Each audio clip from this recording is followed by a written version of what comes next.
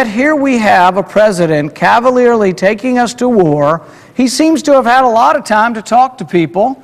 He talked to the Arab League. They had time to get together and vote on it. He talked to the UN. They had time to get together and vote on it. But he had utter disregard and contempt for the most important body in the United States that represents the people, the U.S. Congress. Utter contempt. He's gone to NATO. He's gone to our allies. He's gone to the UN. He's gone to the Arab League.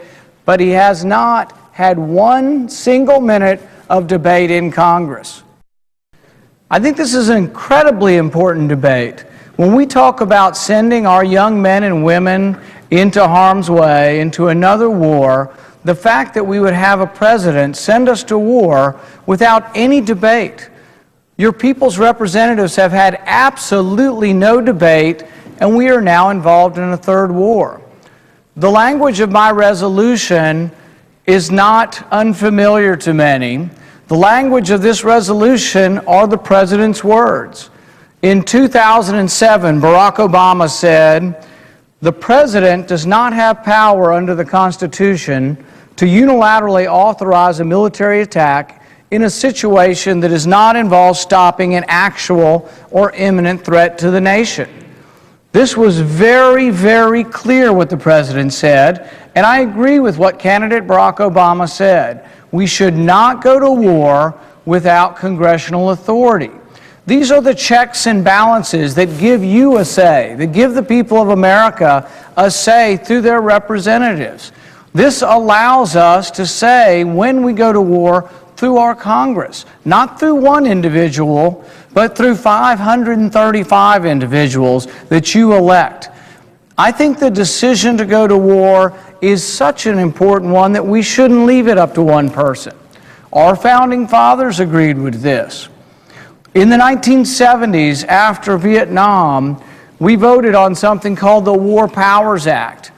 We did give the President the right to go to war in certain circumstances. These circumstances were, 1, if Congress had declared war; 2, if Congress had authorized use of military force; or 3, if there was imminent danger to our country.